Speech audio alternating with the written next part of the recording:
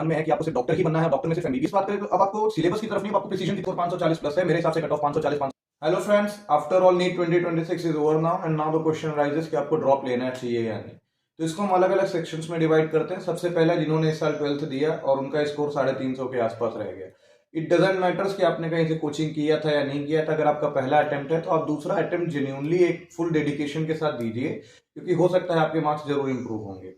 दूसरा उनकी बात करते हैं जिन्होंने एक दो अटेम्प्ट ले लिया है फिर भी उनके मार्क्स जो है 350 से 400 के बीच में रही है। अगर प्रैक्टिकलिटी की बात करें तो अगर आपको लगता है कि आपने मेहनत नहीं किया या आपको लगता है कि आपने कहीं चूक रह गई या बॉर्डर लाइन पे कहीं रह गए हो, तो आपको भी एक और ट्राई ले लेनी चाहिए।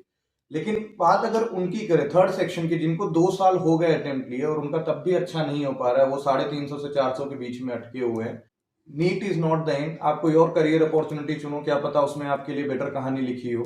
नीट ही हर चीज नहीं हो। अब now the most vulnerable cases की बात करते हैं, यानी जिनका स्कोर 500 से 540 के बीच में अटक रहा है या 450 से 540 के बीच में अटक रहा है। देखो यार, जुनून के आगे दुनिया हारती है। तो चाहे आपका 250 हो, 350 हो, चाहे आपका चौथा अटेम्प्ट हो, पांचवा अटेम्प्ट हो, जुनून के आगे सब कुछ हारता है। लेकिन अब प्रैक्टिकलिटी की बात करें तो 450 से अगर आपका 500 के आसपास है तो ये चीज मान के रखो कि 450 500 लाना नीट में कोई बड़ी बात नहीं है। आप इतना स्कोर कर सकते हो, क्योंकि इसमें क्या होता है ना, आपके पास सिलेबस बहुत ज्यादा होता है। लेकिन 500 से 550 और 500 से 600 करना इज वेरी टफ। करने को आप 650 भी कर सकते हो, भाई आपके ऊपर है।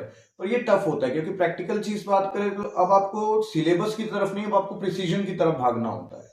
तो अगर आपका स्कोर 450 से 540 के बीच में है और आपको लगता है कि आपका थर्ड अटेम्प्ट था या फोर्थ अटेम्प्ट था, अगर आपके मन में है कि आपको सिर्फ डॉक्टर ही बनना है और डॉक्टर में सिर्फ एमबीबीएस ही करना है, तो बेटर है कि आप एक बार ड्रॉप ले लीजिए। लेकिन अगर आपका स्कोर थर्ड और फोर्थ अटेम्प्ट के बावजूद आपका अगर 400 के नीचे है, तो मेरे हिसाब से आपको कुछ और ट्राई कर लेना चाहिए। कितना टाइम वेस्ट करोगे? ये एक जो रिपीट का लूप है ना, कि एक और ड्रॉप ले लेते हैं, एक और ड्रॉप ले लेते हैं, ये नेवर एंडिंग प्रोसेस है। आपको पता भी नहीं चलेगा और आपके 7-8 साल कब निकल जाएंगे आपको समझ नहीं आएगा। और जब तक समझोगे तब तक कहीं के नहीं रहोगे, ना इधर के रहोगे ना उधर के रहोगे।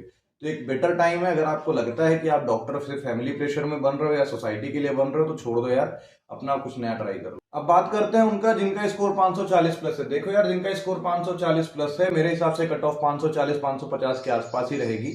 और अगर आप बाउंड्री लाइन में हो फिर भी आपका फोर्थ या फिफ्थ अटेम्प्ट है, आपको लगता है तो आप ट्राई लो। पर मेरे हिसाब से यार देखो, ये लूप है, नहीं खत्म होगा। अगर आपका पिछले साल भी 520 आया, 510 आया और इस साल भी आपका जो है 540 ही आ रहा है, आपने नीट 2026 वाला भी दिया था जो री नीट से पहले, अगर उसमें भी स्कोर आपका इसी बीच में लाई कर रहा है, तो मेरे हिसाब से आपको भी छोड़ देना चाहिए यार, कुछ और ट्राई कर लो।